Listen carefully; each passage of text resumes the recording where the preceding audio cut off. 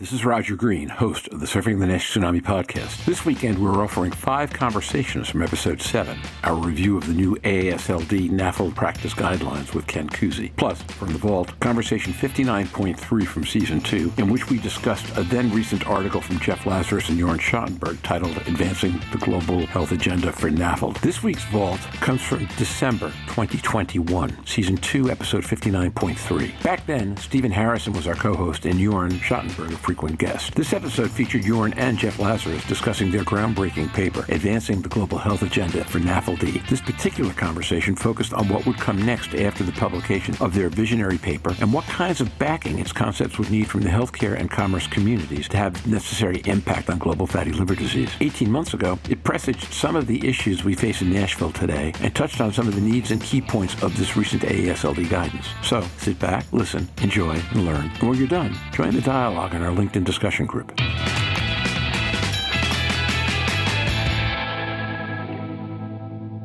That makes tremendous sense. Why don't we dive into what comes next? Jeffrey Lazarus. Well, yeah. What comes next? You'll have to also tell me what you want next. I mean, what I'd like to see is the coalition that we put forward, the collaboration that we have, continue. So we'll be having a discussion at Wilton Park. Everyone's invited. It's obviously virtual now. Next week to talk about how to move the agenda forward. And going into 2022, we'll be talking about how, again, from this public health perspective, we can build a truly global coalition. Everyone is fully inclusive. There's no ownership. It's very transparent. It's something more along the lines of the World Hepatitis Alliance than it is or the Eurotest initiative than it would be a single organization leading it, because we all have the common goal, but someone needs to grab the bull by the horns and start making this happen. We're going to have a paper out soon, a much smaller Delphi process. Might not qualify to make it onto Surfing NASH, but basically what we do is we put NAFLD into the context of the Sustainable Development Goals. And we show how, when you have targets in the Sustainable Development Goals, like having green spaces nearby or having a safe place to walk near your home, that actually is a way of starting to measure if we're going to be able to properly address fatty liver disease. To understand that if our urban spaces aren't fit for purpose and people can't walk, bike, and otherwise exercise, we're going to have problems due to the sedentary lifestyle, the diet and exercise issues we're facing. So we have that coming out as we try and elevate this into the SDGs, but I think we're going to also need to be working at the national level. That's how big change came about with hepatitis. There was no strategy until certain patient groups discussed with certain governments about getting this onto the World Health Assembly agenda, onto the Standing Committee of the Executive Board of the World Health Assembly. So we're going to need to be very strategic. We're going to need to discuss with our colleagues about how to do that kind of advocacy, how we can build on the models of care that we discussed in the last program and that we revisit in the consensus statement, because those models of care are multidisciplinary. So again, I don't think the liver field is going to have success going it alone. And while we can recruit diabetes and obesity, maybe even cardiology to the cause, I think we're going to also have to think a lot bigger about what a statement it is on our society when our livers start failing. I'll just end on the note that this week EASL and the Lancet will launch a commission that looks specifically at that issue. 3-year commission looking at sort of the liver as a window onto, in this case, European society, and how we're so focused on dealing with end-stage liver disease and not on prevention. And part of that prevention is making sure our environment is much more improved so we're able to address the underlying factors that lead to fatty liver disease in the first place. Stephen Harrison. Yeah, Jeff, you talked about a window. I use the phrase the canary in the coal mine.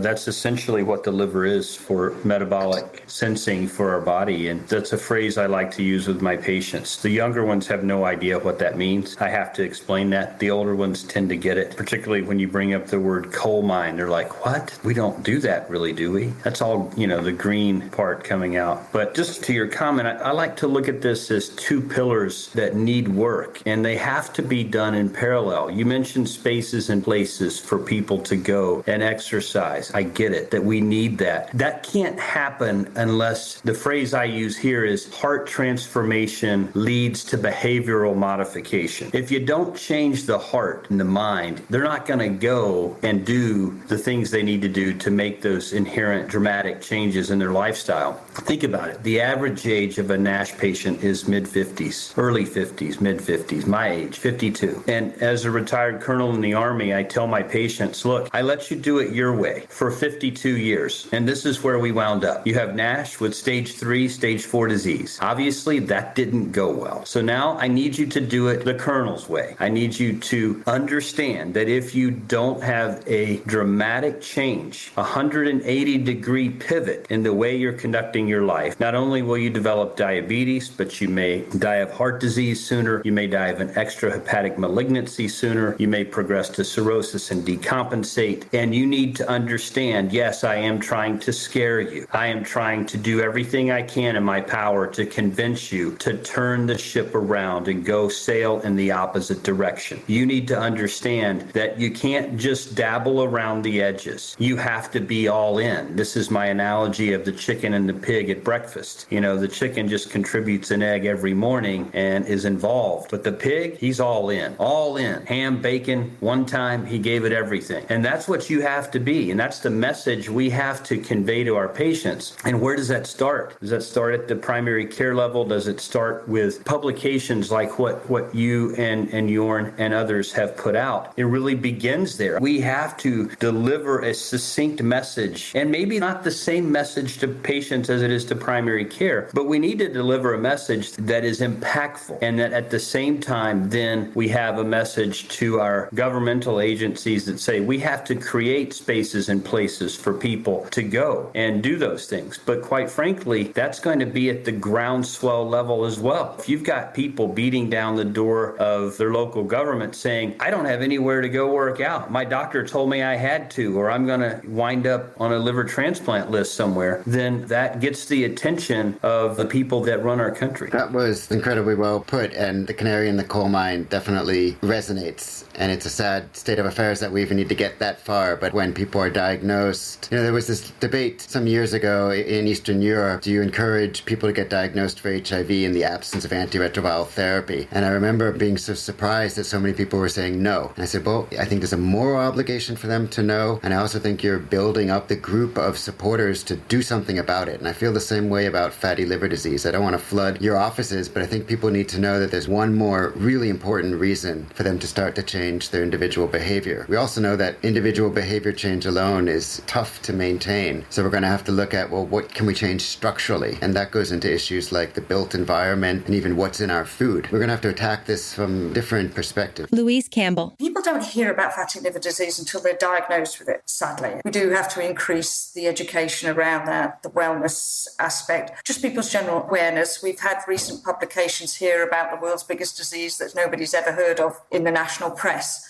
There is some traction. It's not necessarily exercise, it's increasing movement. Now, that movement could be in your sofa, it could be in the chair. It's not necessarily your thumbs on a Game Boy, but that's how out I am.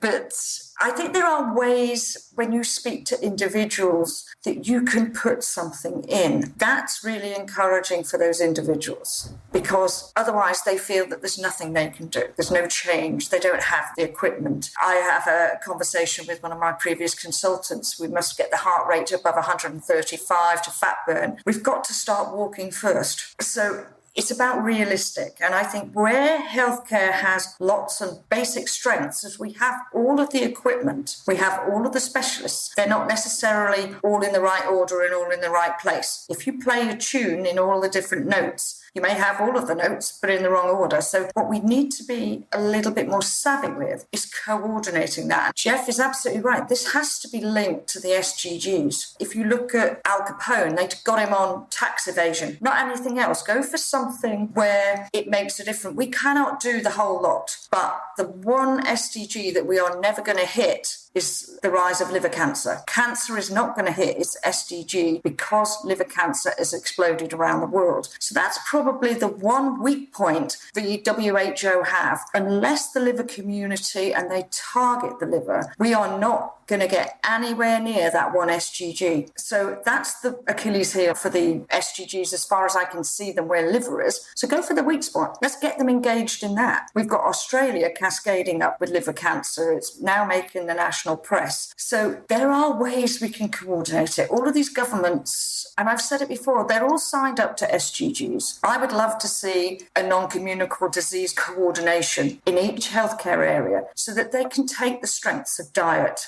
exercise, and we can use it for everything that's got a common link rather than just siloed budgets and siloed health, splitting it. So it becomes more integrated. You combine our strengths. So we talk about the Mediterranean diet, but there's got to be an equivalent diet in each cultural norm and something that people can see within their own area. So there's lots of strengths we have. We just need to play all of the notes in the right order, I suppose. I fully agree. And Louise, in addition to the SDGs, you mentioned cancer. In Europe, we have the Beat Back Cancer Plan. The European Commission and the Health Commissioners take cancer very seriously. And we know from the JAMA Oncology GBD paper a few years ago that liver cancer is the second leading cause of disability-adjusted life years. And we know, not just because we have less hepatitis C, but we know that fatty liver disease is now becoming the major contributor to liver cancer. So again, we need to talk about cancer prevention when we're talking about fatty liver disease. I feel like we have to get fatty liver disease into everybody else's agenda. If that's how it is, that's fine with me, whatever works. Whether it's the SDGs, the cancer plan, maybe a reach with cardiology, but certainly with obesity, diabetes, and at some point we really have to get primary care understanding that when they're already working to motivate their clients, their patients,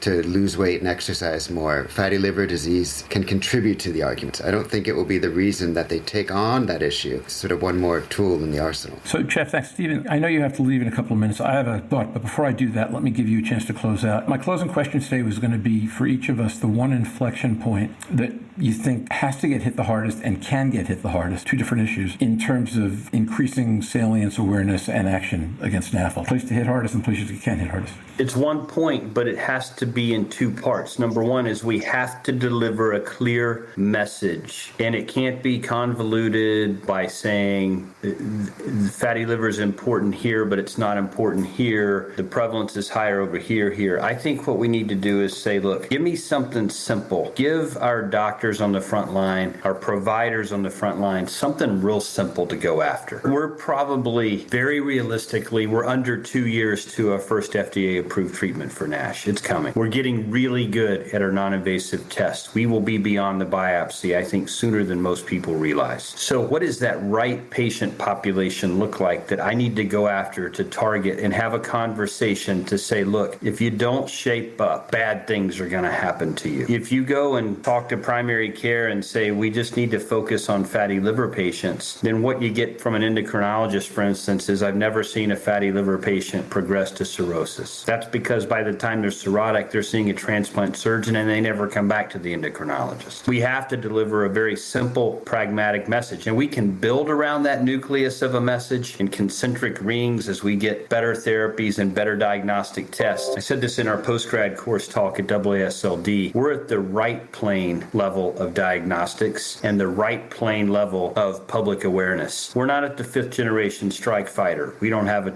way to measure the disease effectively, diagnose the disease effectively and efficiently. We don't have treatment for the disease. It's very targeted, precision medicine, laser focused. It doesn't mean we can't begin to deliver the right message for public health. So I think it's two-pronged. Let's get real simple with our message and let's put a massive multimedia campaign together to get there. Publications, presentations, working with our patient advocacy groups, working on Capitol Hill, et cetera. Thanks, Stephen. And if you got to jump. I do have to jump, but let me say, Jeff, thank you so much for coming back on. Thank you for all your work that you're doing in this field. I know you're involved in many different areas, and we're thankful for your time that you give us in hepatology. And Jörn, thank you for your time, and Louise as well for staying up late and being on with us again. Roger, I appreciate it, and I'll leave it to you guys. That's very kind of you. Thank you, Stephen.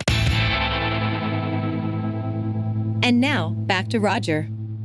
We hope you've enjoyed this recording. If you have any questions or comments about the content of this conversation or the entire episode, please put them in the review section of the page from which you downloaded this conversation, or send an email to questions@surfingnash.com. We will be back next week to discuss digital therapeutics and apps and their place in health practices in the U.S., the U.K., and other countries. Until then, stay safe, surf on, and we'll see you on the podcast. Bye-bye now.